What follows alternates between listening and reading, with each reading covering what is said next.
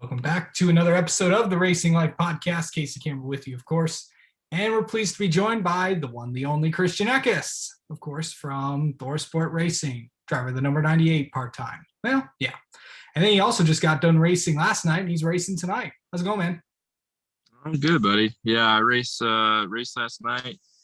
And, I got my butt kicked, so we're at the shop today trying to get it better, and we'll see what happens. But I'm just having a blast. It's an off weekend. I'm just here to have fun, and obviously I want to win. So we're working hard today to try to make that happen. Yes, sir. Okay, so kind of talking about what we kind of started to do yesterday before we had some technical difficulties.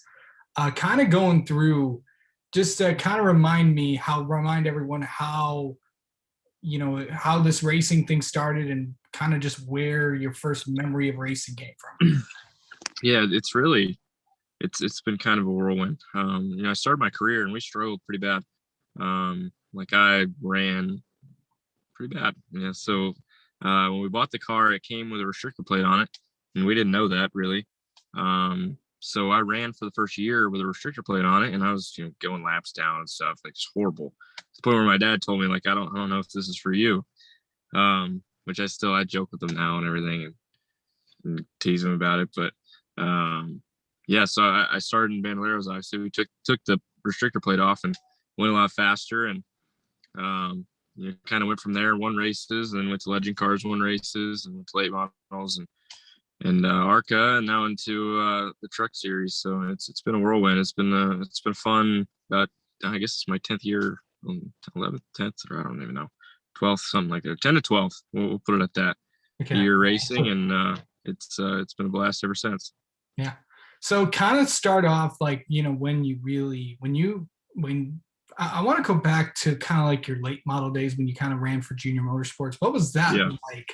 Because there's been a pipeline of drivers that have gone through that program and have had a lot of success. Yeah, no, for sure. It was pretty cool. Josh Berry actually reached out to me one day because I was just running late models for Empire Racing at that point. He reached out to me actually over Facebook Messenger and asked me what I was doing next year. So of course I responded right away and said I don't really have anything planned, and we kind of built a relationship there, and ran probably 10 in 2015, the full season, the Cars Tour and some other touring races in 2016. So it was cool to get reached out by them to come drive their car, and it was kind of a shocker. I was like just some kid from New York that was racing Legend Cars, and all of a sudden I was racing for Dale Jr. So it was definitely a cool experience, and one I always remember. Yeah, and then you got hooked up with Billy in the Toyota kind of program, and that's kind of where you've kind of made your mark. In 2016, you made your ARCA Menard series. You made your what was then the ARCA series debut. I can't remember where it was at, but Nashville. Yeah, that's right. In the 66 car. Yeah. So what was that like going to I'm going to make an ARCA start? Yeah, no, it was really weird. Honestly, a year before that, I was racing Legend Cars still. So everything really happened really quickly. Honestly, I went from Legend Cars late models to ARCA to K&N, like everything. Well, ARCA Menards East or whatever the hell it's called. Yeah. I get confused with that. And I'm like, ARCA, which ARCA? All right. Okay, so East, K&N East. Wait, no, it's ARCA. But yeah. But yeah, no, I went from racing Legend Cars like a year before that to all of a sudden now I'm running ARCA and hooked up with Toyota and raced for Junior Motorsports, and everything just kind of took off really quickly. At the time, I didn't appreciate it as much. I still, don't get me wrong, I still appreciate it, but I look back now and I appreciate everything that's happened. Way more. Okay, so you got more races in 17, you got more races in 18. During those 3 part-time seasons, I can't remember, you won your first race, I think in 18, or I don't know if it was 17 or 8. I think it was 18. 18, yeah. 18 at Salem for ARCA. That's right. What was that first win like for you? We should have won a couple in 2017. I was just sitting there, I was waiting. Kind of like I am in the truck series. He's waiting. We're close. We just got to get closer. And everything kind of aligned that day. We weren't the best car. Chandler was actually the best car that day. He probably should have won the race, but we were just able to hold him off and won the race. And it was pretty special moment for sure.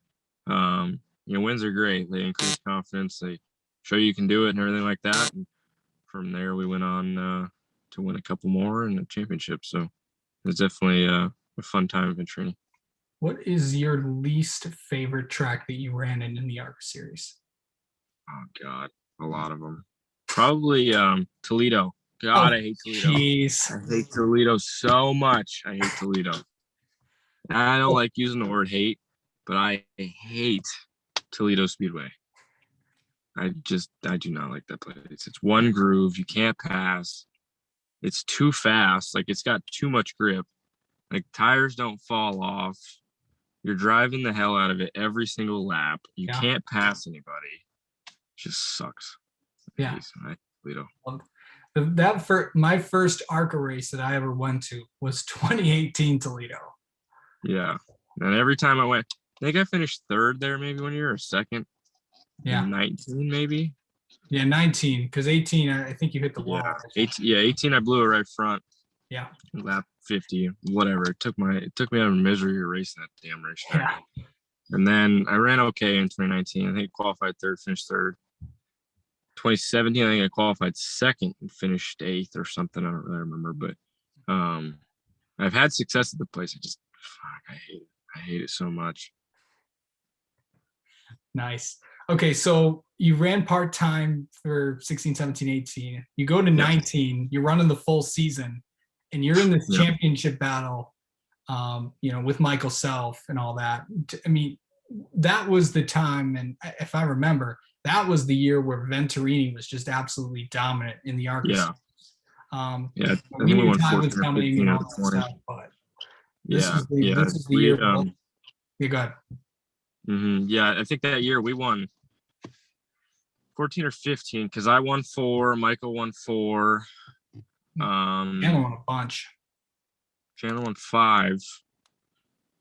Harrison won 1. Yeah. I guess it was 14. Maybe there was another one in there, but it was about 14 races out of the 20 that we won, and it was definitely pretty interesting. It was because I went through it all at Venturini. Like in 2016, 2017, we struggled. We had older cars. Like everything was kind of just run down at that point. In 2018, we built new stuff and got better, brought in new people.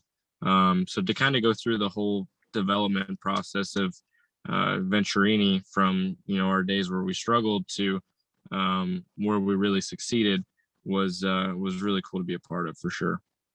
So kind of taking back to the battle for the championship, going into that last race at Kansas, how confident were you that you were going to get the champ? Because Michael Self was pretty good at these 1.5-mile tracks. He won a bunch of them that year. How confident were you that you were going to? I was pretty confident because the last 1.5 miles that we went to was Pocono, and at that point we destroyed Michael there and we won the race. We probably weren't the best car. Todd had a pit road penalty or something, and we got by him like that. But at the end of the race, we were running faster than him, so I felt confident in our race car for sure, because everything has gotten better, and I felt confident with that. And for whatever reason, I just had this gut feeling that we were going to win the race. And I just knew going in, we're going to win the race. I don't know if it's cocky or what it is, but I feel like we're going to win the race. And even after qualifying, we blew up in qualifying, had to start in the rear. I still was just all right, we're going to win the race. I don't know why. It's just a gut feeling. It's different. And sure enough, we drove to the field and won the race. So that whole year, that just kind of, that race really defined how our year went, because we were, we'd be fast and we'd break something and we'd bounce back or we'd wreck and then win the next race. We were really good at handling adversity. And that's at the end of the day what won us the championship. Yep. Okay. So after 19, and I know you made some going back to there, you also made a few truck series starts, and I'm kind of leading to what I'm going next. Before you went full time last year with KBM, or 20 with KBM, you did some starts here and there, and you ran pretty good. I think you got the pole at Daytona, I think, as well. So I ran some in 2018. I ran 4 races. Hmm. Probably should have won Gateway that year, which I Yeah. should have won Gateway every year, but something always happens. And ran okay. I ran top 10 at the other 3 races and then crashed a Gateway while leading. So it is what it is. We ran pretty good that year. Yeah. 2019, we came back. I think I finished third a few times and like ran pretty good, which is pretty solid. But I had through 4 poles. Like our stuff was really good. Yeah, so that year was definitely it was just a good year overall. You know, a lot of things clicked, and it was a good year for me in 2019. Yeah, it was.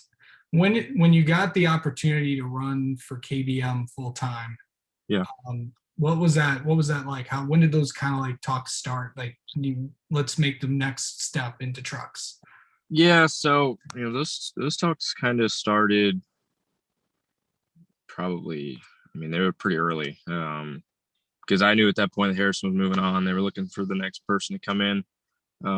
Yeah. So it was pretty early overall. I mean, I didn't know for sure until probably October, like after the championship, but like everybody, you know, everything was on track and everything was all good pretty much. So, yeah. So your year in the trucks was you ran up front for a lot of races, Yep. but you just couldn't. It was just interesting in seeing that it was not a matter of if or when you would get the win. You ultimately didn't, but how would you Yeah. rate that season that you had? Probably a C plus. I mean, there was a lot of mistakes. By the team, by me, it didn't click. You know, there's a lot of things that I do differently. Um, you know, looking back now, you know, full time it's a pretty big deal. So, you know, there's a lot of things I do differently, and hopefully I can get an opportunity to run full time again, to do those things differently. In the same aspect, like you know, I look back at last year. That's just the words I'd use as missed opportunities. You know, we should have probably beat Kyle at Texas. I fell in line, tried to pass him later, and I got aero blocked. You know, I could have raced him harder and won that one. Pocono, I ran into somebody on pit road and got to where I could have a tire rub and blew a tire lead. Michigan lost the lead on the last lap. You know, there's probably 4 or 5 races that we should have won and could have solidified our hunt for a championship and got confidence up and built momentum, but we just didn't do it. You know, either it was me not being comfortable in the truck or we'd make a mistake or I'd make a mistake. And there's a lot of things that didn't go right. And, you know, it is what it is. You know, we move on. I'm really happy where I am at Thorsport Racing now and feel like we have a really good thing going and have another shot at an owners championship. I won the owners championship back in 2019 with KBM. Actually, I drove the truck to Homestead and had to beat whatever, I think it was Moffitt, Yeah. Chastain, and Crafton wasn't in it. Crafton won the drivers championship, but he wasn't in the owners championship. They got out pretty early. Maybe freezing, I don't know, but yeah. So hopefully I can get another ring there. It wouldn't be the same as a drivers championship ring, but it'd be cool to get that for the 98 guys. Yeah, so I mean, I was at that Michigan race last year, so that was pretty crazy. It was pretty freaking dark too. Good Lord. Yeah. There's one. Yeah, there's one. Before we get to this year, there's one more thing I need to mention with last year, and I think you know what it is. Going back after everything that you've learned last year with the whole thing that happened at Texas and all that stuff, and which kind of leads to my next point. When you and Ben Rhodes got together, is that like the angriest you've ever been in a race after a race and stuff? Probably, but I was like in a different state at that point. Like I didn't really know what was going on because I just hit hard, hard. That's probably the hardest part of my career. I was pretty pissed. I was more pissed after the race than like in the car or truck because like it sat there and built and built and built. Finally, like whatever, the adrenaline built down and everything. And I mean, I hurt. I was sore for probably 3 weeks, and my brain hurt a little bit, and the whole nine. So I'm still a little pissed about it, but at the same time, we're teammates, and our relationship's good now. I mean, we talk all the time, but it's still just like in the back of my mind, like, damn, dude, that was kind of crappy. You're gonna have that on them forever, though. Oh Um, yeah. okay, Well, so we can joke about it at this point, but it's still just yeah. yeah, so back like when you had, and don't worry, I'll kind of go back to it in a minute, but when you first had the discussions, like you weren't going to return to KBM, Yeah. and you did, and I think from my understanding, you didn't know what you were going to do next year. I mean, I thought Yeah. that a lot of people thought that you weren't going to have a ride, Yeah. but when No, did you know that yeah. when did you know that you were going to not come back to KBM? So, um, I don't know if it was bad timing or whatever, but Yeah, it was right after I missed the playoffs, like the next round, which it had nothing to do with me missing the playoffs. right. Um, but it was right after that, so it was like October, I think. Mhm. They called and said like, we need something to keep going, and we didn't have that something to keep going, and it played out the way it played out. So I was like, immediately I was like, oh, I'm like, damn, I got to figure something out now. So I contacted a few people. Um, I got pretty serious with one team to run full time. It fell apart at the last second.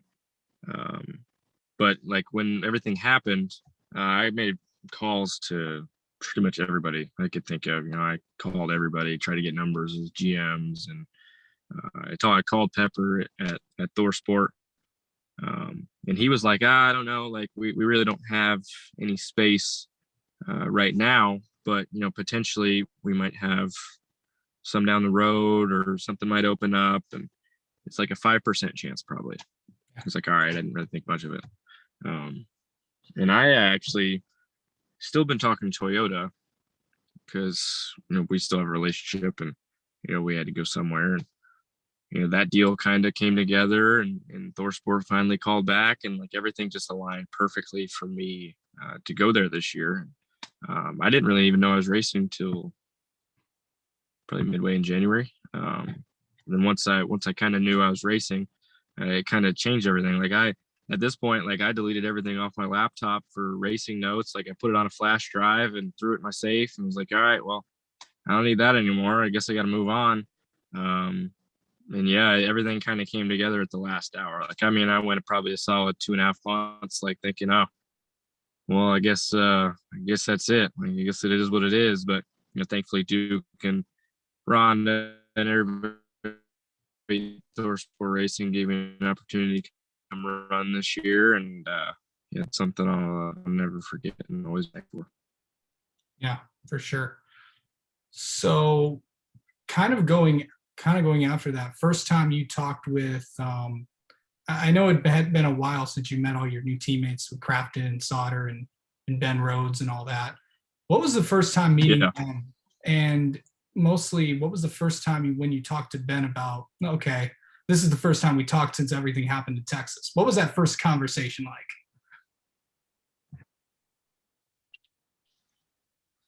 Yeah, I was pretty open-minded.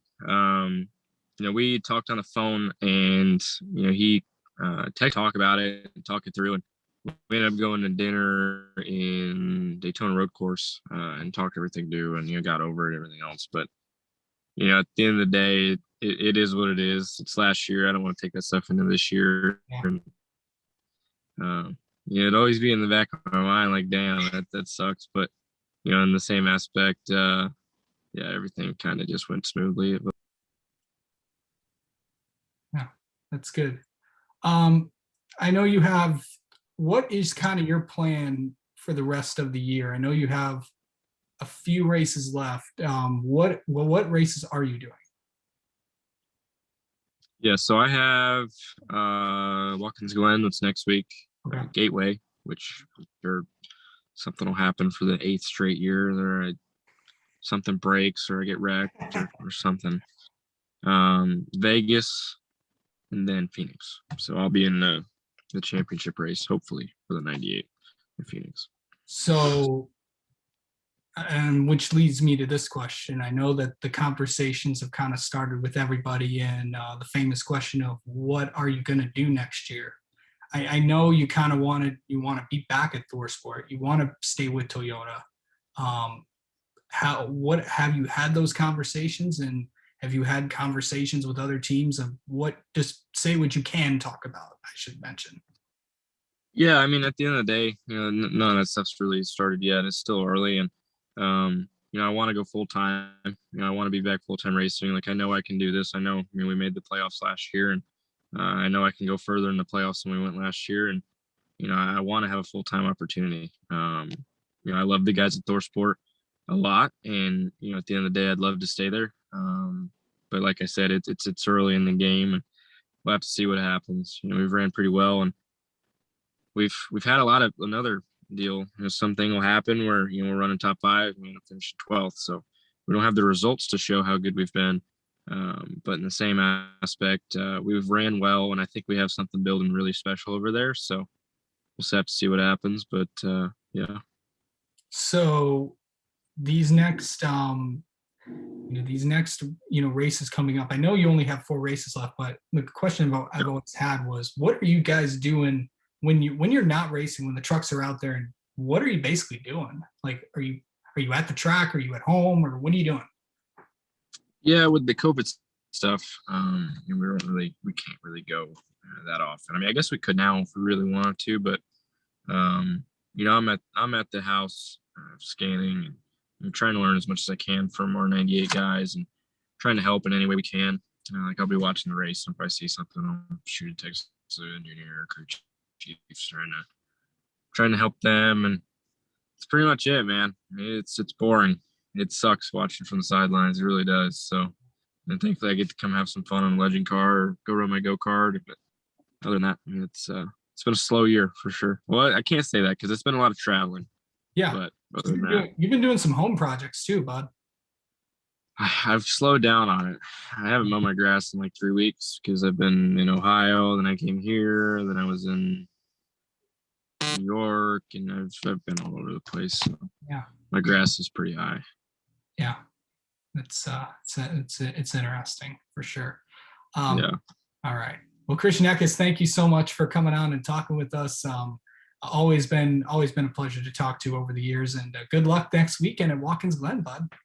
Appreciate it, Casey. Thank you.